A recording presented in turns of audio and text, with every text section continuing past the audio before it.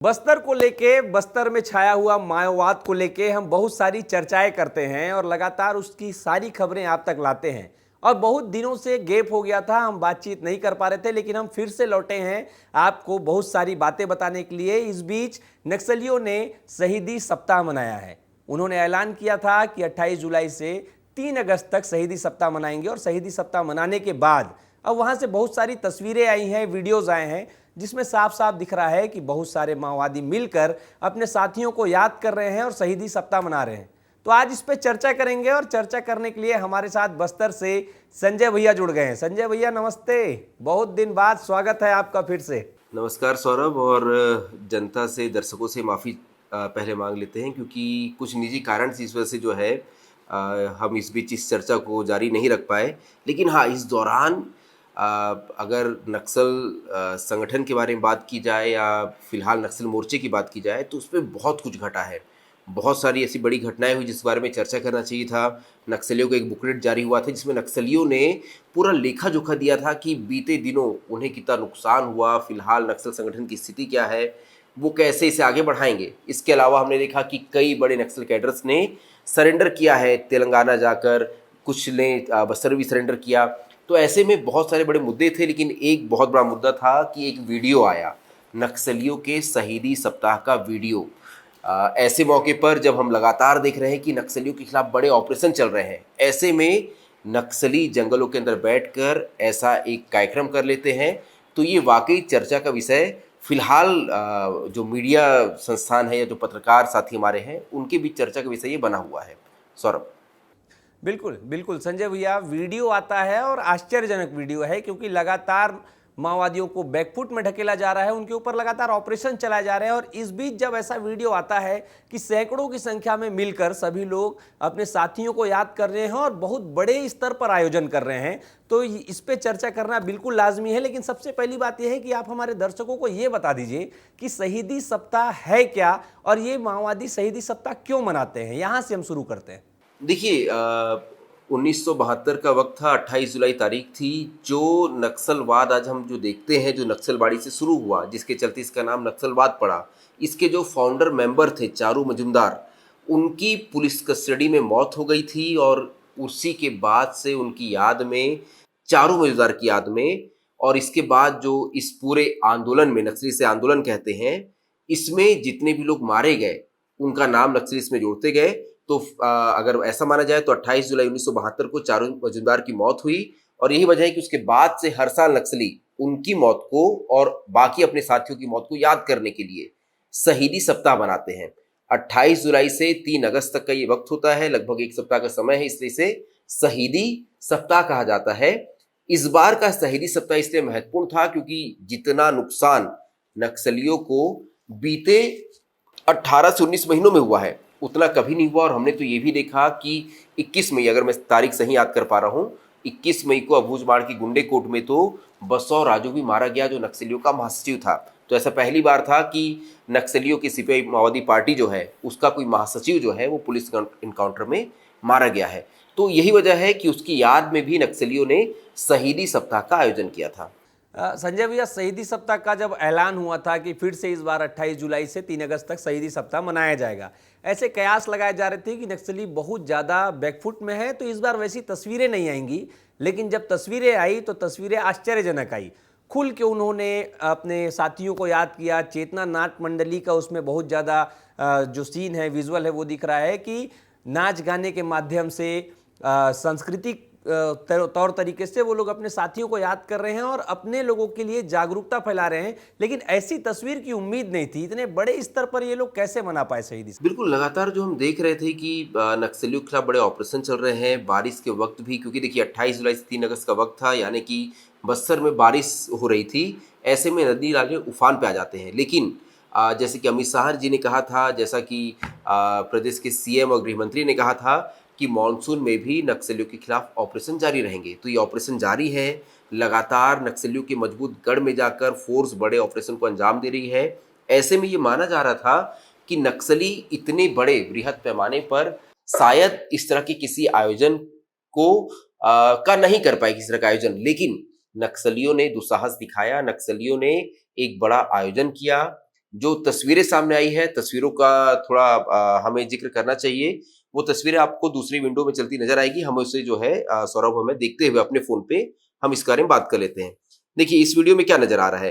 पहले दो तस्वीरें आई, तस्वीरों में एक नक्सली स्मारक नजर आ रहा है। बहुत विशाल का नक्सली स्मारक है जिसपे लिखा हुआ है 28 जुलाई से 3 अगस्त 2025 तक शहीद स्मृति सप्ताह का आयोजन करें।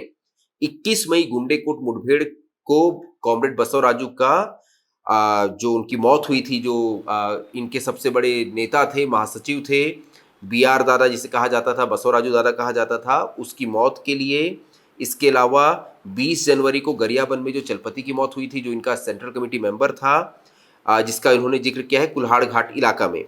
इसके अलावा मुठभेड़ में शहीद हुए नीचे जो और बाकी नाम है, जिसमें कॉमरेड उदय का नाम है, कॉमरेड भास्कर का नाम है, सीतक्का का नाम है, गौतम का नाम है, मधु का नाम है, रणधीर का नाम है, विवेक का नाम है। विवेक जो मारा गया था झारखंड में, जो कि इनका सेंट्रल कमेटी मेंबर था। इसके अलावा और कुछ नाम है इसमें।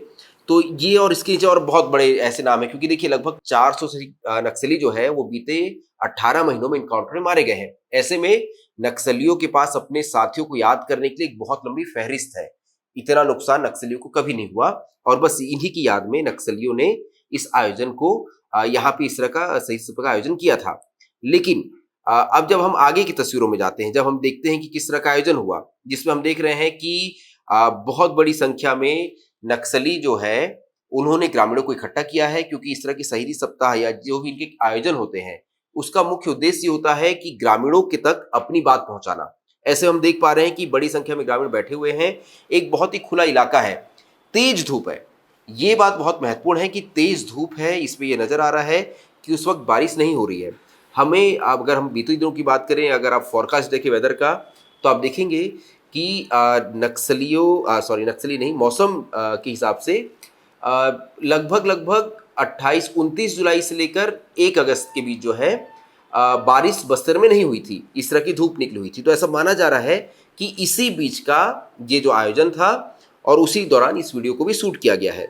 अब आगे जब बढ़ते हैं तो हम देखते हैं कि इसमें भैरमगढ़ एरिया कमेटी का जिक्र है। तो इससे एक बात साफ होती है कि नक्सलियों ने इस आयोजन को बीजापुर जिले के भैरमगढ़ इलाके में आयोजित किया था।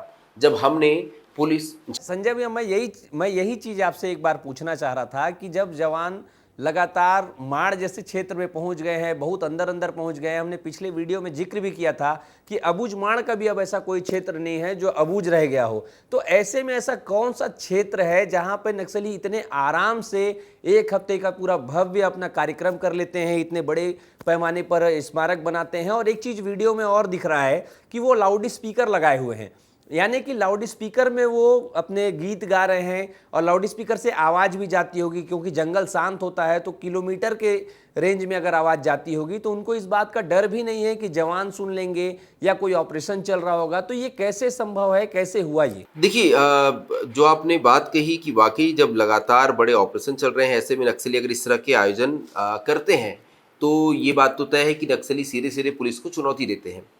जिस इलाके की हम बात कर रहे थे, क्योंकि ये भैरमगढ़ एरिया कमेटी इस पे लिखा हुआ है, जो नक्सली बैनर लेके अपने साथ चल रहे हैं, तो ऐसा ये समझ आता है कि ये भैरमगढ़ इलाके की बात है। जब हमने पुलिस के अधिकारियों से इस बारे में बात की तो उन्होंने कहा कि इंद्रावती नदी के पार के जो अबूझमाड़ और इंद्रावती टाइगर रिजर्व क्षेत्र का जो बीच का इलाका है, उसके बीच में कहीं नक्सलियों ने इस तरह के आयोजन को ये आयोजन किया था।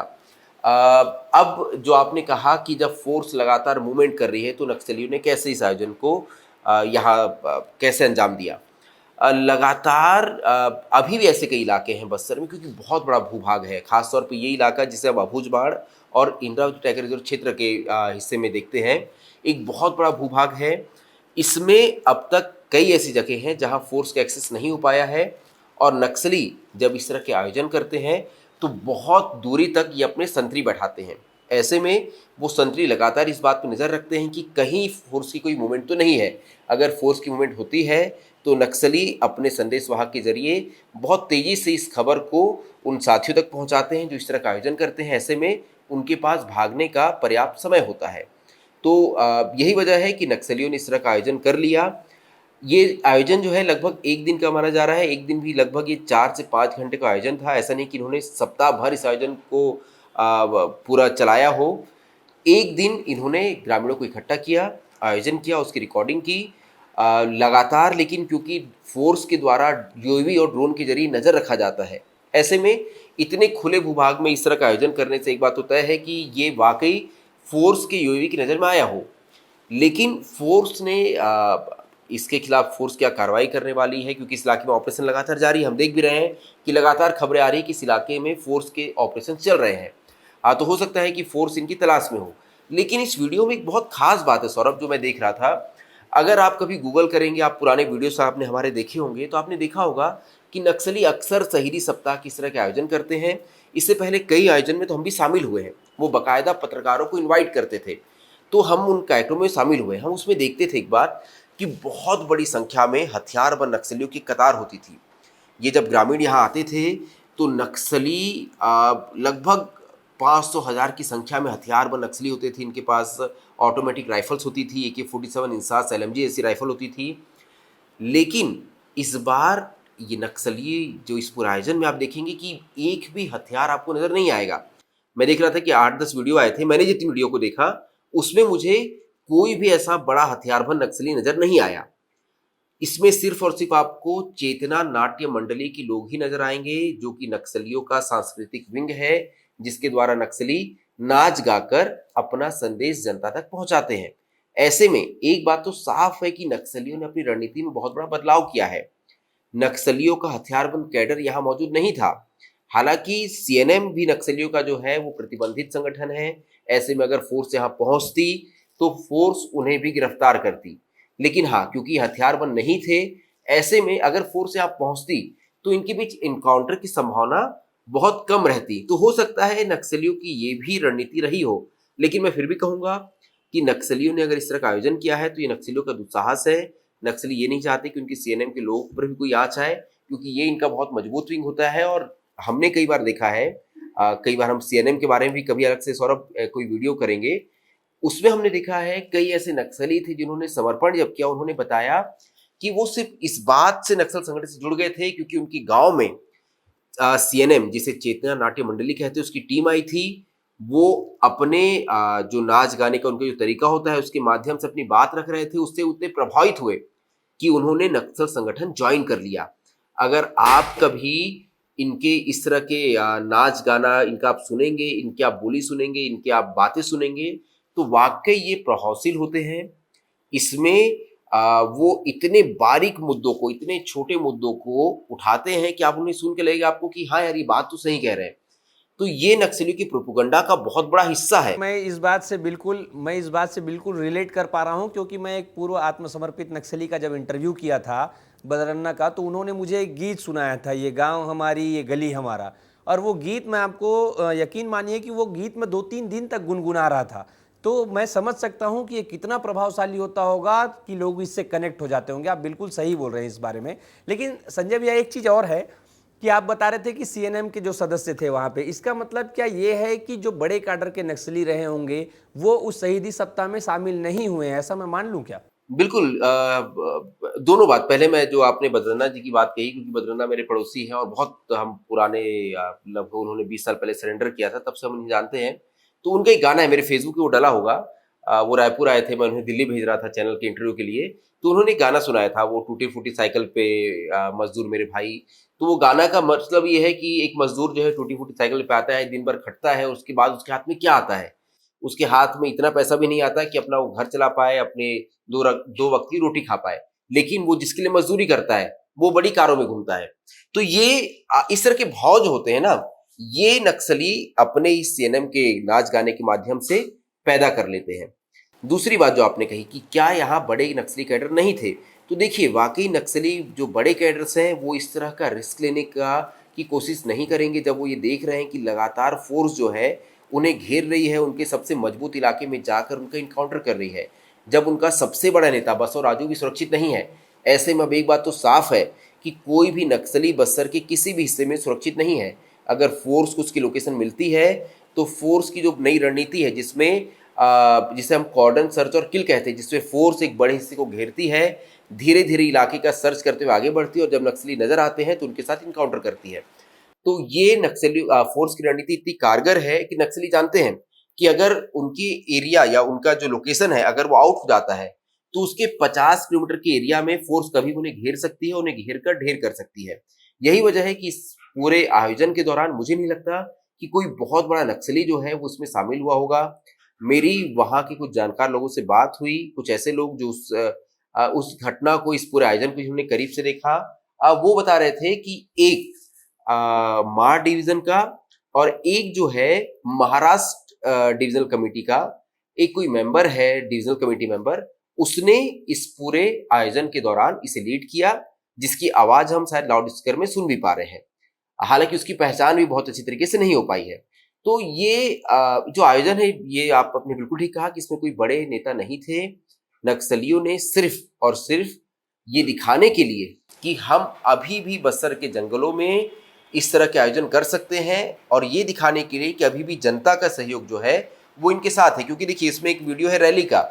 इस रैली में हम देख रहे हैं कि वो हाथ में बैनर लेकर बड़ी संख्या में लोग जो है जंगलों के बीच से चले आ रहे हैं। अगर आप बीते सालों की वीडियो देखेंगे तो उसमें आपको तो 20-20 हजार लोग संख्या में लोग नजर आएंगे। हमने देखा है कि आसपास के 50 गांव के लोग जो है वो इसमें शामिल होते थे, कई बार उससे भी ज्यादा।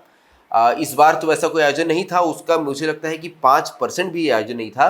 लेकिन फिर भी नक्सलियों ने बताने की कोशिश की कि देखिए अभी भी इस इलाके में हम इस तरह के आयोजन कर सकते हैं। सौरभ, कुल मिला के एक चीज़ ये है संजय भैया कि पहले जब शहीदी सप्ताह मनाया जाता था तो एक डर का माहौल होता था, क्योंकि शहीदी सप्ताह में बहुत सारे वारदात को माओवादी अंजाम दिया करते थे। लेकिन इस बार का जो शहीदी सप्ताह रहा, शांतिप्रिय ढंग से निपट गया, कोई बहुत बड़ी खबर नहीं आई, ना ही उनको कुछ करने का मौका मिला। क्या कहते हैं आप इस? हाँ, वो एक मजाक में एक पुलिस अधिकारी से अहिंसक शहीदी सप्ताह कह रहे थे। देखिए, नक्सली तो हिंसा करना चाहते हैं। नक्सलियों की जो नीति है उसी में ये बात है कि हिंसा करेंगे, दबाव बनाएंगे तो सरकार हमारी बात मानेगी। नक्सली, हमने बीते शहीदी सप्ताह की बात करें, बीते सालों की, तो नक्सली इस दौरान रोड काट देते थे, इस दौरान बसों के पहिए थमे रहते थे, अंदरूनी इलाकों में नक्सली आगजनी घटनाओं को अंजाम देते थे, और बहुत बड़ी संख्या में नक्सली स्मारक बनाते थे। नक्सली स्मारक जो कि पहचान होती है नक्सल संगठन की। अब देखिए, किसी व्यक्ति को हम लगातार इस तरह के विजुअल दिखाते हैं कि फोर्स जो है नक्सली स्मारकों को ध्वस्त कर रही है। हमने देखा कि इस बार बहुत बड़े बड़े नक्सली स्मारक ध्वस्त किए गए। कई नक्सली स्मारक तो 30-30, 40-50 फीट ऊपर थे, जिसे जेसीबी के माध्यम से ध्वस्त किया गया। कुछ हमने देखा कि उसे बम लगा के उड़ा दिया गया। तो इस तरह के हम वीडियो लगातार देख रहे हैं। नक्सली स्मारक पे कभी हम इत्मीनान से एक बहुत विस्तृत वीडियो करेंगे, लेकिन मैं शॉर्ट में समझाता हूं। अगर किसी इलाके में एक नक्सली स्मारक स्थापित है, किसी गांव के आसपास नक्सली स्मारक स्थापित है, तो ये जताता है कि ये इलाका जो है, यहाँ नक्सलियों का दबदबा है, यहाँ आज भी नक्सलियों का राज है। ये बिल्कुल वैसे ही काम करता है जैसे आप देखते हैं कि आपके अगर रायपुर की बात करें तो हम वहां पे जवाहरलाल नेहरू मेडिकल कॉलेज देखते हैं। हम ये देखते हैं कि वहां भारत के पहले प्रधानमंत्री के नाम पे मेडिकल कॉलेज स्थापित है। हम देखते हैं कि स्टेडियम के नाम जो है वो किसी बड़े नेता के नाम पर रखे गए हैं। तो ये बताता है कि इस इलाके में लोकतंत्र है। इस इलाके में जो हमारे लोकतांत्रिक बड़े नेता थे, उनको याद करते हुए हम इस तरह की किसी भी स्मारक को बनाते हैं। या फिर हम देखते हैं शहीद स्मारक, हम कई जगह देखते हैं कि वो दिल्ली में आप देखेंगे, मैं नाम नहीं लेना चाहता, जानते हैं फिर नाम लेते हैं तो फिर लोग काफी कुछ कमेंट करने लगते हैं, मैं नाम नहीं लूंगा। लेकिन कई लोग के नाम पे स्मारक है, चौक बने हैं, सड़कें बनी उनके नाम पे। वो इसीलिए बनती है कि आप ये बताते हैं कि इलाका जो है या ये क्षेत्र जो है, यहाँ की जनता हमें याद करती है या आप जनता की याद में रहना चाहते हैं। यही चीज नक्सली भी करते हैं। नक्सली इन इलाकों में जब अपना स्मारक बनाते हैं, जब हम देखते हैं कि 60 फीट लंबा ऊंचा स्मारक है, उस इलाके का सबसे ऊंचा, सबसे मजबूत, जहां कच्चे घर होते हैं, वहां इस तरह का कोई पक्का कंस्ट्रक्शन है, और जब हम उस पर देखते हैं कि वो लाल रंग से पुता हुआ है और उसमें किसी बड़े नक्सली का नाम लिखा हुआ है, और ये लिखा हुआ है कि इसकी याद में, ऐसे में सोचिए अगर कोई बिल्कुल युवा लड़का वहां जाएगा तो क्या सोचेगा। कौन नहीं चाहता कि उसकी मौत के बाद इस तरह का स्मारक तैयार हो। क्या आम आदमी की जब मौत होती है तो उसकी याद में इस तरह का स्मारक बनाया जाता है? नहीं बनाया जाता। यही वजह है कि जब कोई जवान हमारा शहीद होता है तो अभी सरकार ने एक नई नीति लेके आई। सरकार ने कहा कि जो भी जवान हमारा शहीद होगा, हम उसकी याद में, उसके गांव में उसकी प्रतिमा स्थापित करेंगे, ताकि युवा जब उस प्रतिमा के सामने से गुजरे, जब उस जवान को देखें, तो एक तो पहले उसकी कहानी पूछे, और जब उसकी कहानी पूछे तो उससे प्रेरित होकर वो भी सेना में शामिल हो या आर्म फोर्स में जो है वो शामिल हो। यही काम नक्सली भी करते हैं। जब इस तरह के स्मारक बनाते हैं, जब इस तरह के शहीदी सप्ताह आयोजन किए जाते हैं, तो ये बताया जाता है कि अगर आप इस क्रांति का हिस्सा बनते हैं, आप इस आंदोलन का हिस्सा बनते हैं, तो आपकी जब मौत होगी तो आपको भी इसी तरह का सम्मान दिया जाएगा। तो ये नक्सलियों का एक बहुत बड़ा प्रोपेगेंडा है, जिसमें नक्सली अब तक तो काफी हद तक सफल होते नजर आते रहे हैं। संजय भैया, आपने सारी चीज़ें बताई, तो अब लास्ट सवाल मैं आपसे पूछना चाह रहा हूँ कि ये पूरे जो शहीदी सप्ताह का आयोजन हुआ, इतने बड़े पैमाने पे हुआ, तो क्या नक्सली इससे ये संदेश दे रहे हैं कि हम अभी वैसी स्थिति में नहीं है जैसा आप सोच रहे हैं, यानी कि क्या वो बाउंस बैक करने की तैयारी कर रहे हैं? क्या लगता है आपको? बिल्कुल देखिए, ये क्योंकि मनोवैज्ञानिक लड़ाई ज़्यादा है हथियारों से ज़्यादा, तो ऐसे में नक्सली इस बात को लगातार स्थापित करने की कोशिश करते हैं। नक्सलियों की बीते दिनों बसवराजू की मौत के बाद खासतौर पे जो विज्ञप्ति आई, उसमें नक्सलियों ने बार-बार इस बात का ज़िक्र किया कि हम कमज़ोर नहीं हुए हैं, ये नुकसान हमारे लिए बहुत बड़ा था, लेकिन नक्सल संगठन इस तरह के नुकसान से उबर जाता है। नक्सली लगातार इस बात को दोहराते आए हैं कि हम इस तरह के नुकसान झेलने के लिए हमेशा तैयार रहते हैं। ऐसे में ये माना जा रहा है कि इस तरह के आयोजन जब नक्सली करते हैं, तो एक साफ संदेश है खास तौर पे ग्रामीणों के लिए उस इलाके के, कि हम अभी भी इस इलाके में मजबूत हैं, हम इस इलाके में जब चाहे इस तरह के आयोजन कर सकते हैं, और जब हम ऐसे आयोजन करेंगे तो पुलिस भी हमें नहीं रोक पाएगी। ऐसे में वो ग्रामीण जो है, हो सकता है डर में, दबाव में एक बार फिर से नक्सलियों का सहयोग करे, जो कि हम देख रहे हैं कि बीते कुछ दिनों से कम हुआ है। ऐसे में इस पूरे वीडियो को, इस पूरे आयोजन को अलग-अलग तरीके से देखा जा रहा है। हर वर्ग जो है इसे अलग-अलग तरीके से देखता है। मेरी आज बस्तर के आईजी से बात हो रही थी। उनका साफ तौर पे कहना था कि नक्सली बौखलाए हुए हैं, नक्सली इस तरह के छोटे-छोटे आयोजन करके अपने आप को जिंदा रखने की कोशिश कर रहे हैं। जब हमने विजय शर्मा जी से इस बारे में सवाल पूछा था, जो प्रदेश के गृह मंत्री है, तो उन्होंने कहा था कि इस तरह के आयोजन से कोई फर्क नहीं पड़ता। बस्तर के देश के हर एक कोने में संविधान जो है वो लागू किया जाएगा, वहाँ कानून का राज होगा। ऐसे में अगर पत्रकारों से बात करेंगे तो पत्रकार जरूर इस बात को दोहराएंगे कि हाँ, इस तरह के आयोजन नक्सली जब करते हैं तो नक्सली दुस्साहस का परिचय देते हैं, और नक्सली बताते हैं कि इस इलाके में अभी भी हमारी कुछ हद तक पकड़ तो बची हुई है। बिल्कुल, बिल्कुल संजय भैया, दोनों ही जो पक्ष हैं वो अपनी-अपनी ताकत दिखाने की कोशिश कर रहे हैं, और नक्सली भी कोशिश कर रहे हैं कि उन्हें वापस वैसे ही लिया जाए जैसे पहले देखा जाता था, और वो बताने की कोशिश कर रहे हैं कि अभी हम बैक फुट में नहीं हैं। इन सारी जानकारी के लिए बहुत-बहुत धन्यवाद संजय भैया, और हम अपने दर्शकों से यही कहना चाहेंगे कि बीते दिनों जो गैप हो गया था, जिसमें बहुत सारे मुद्दे ऐसे छूट गए थे जो आपको जानने चाहिए, वो हम अभी संजय भैया के साथ फिर से उन मुद्दों पे लगातार बातचीत करेंगे और आप तक वो सारी बातें पहुंचाएंगे जिसके लिए आपने हमें इतना सारा प्यार दिया और जो बातें आप हमसे जानना चाहते हैं। हमारे साथ ऐसे ही बने रहिएगा। नमस्कार।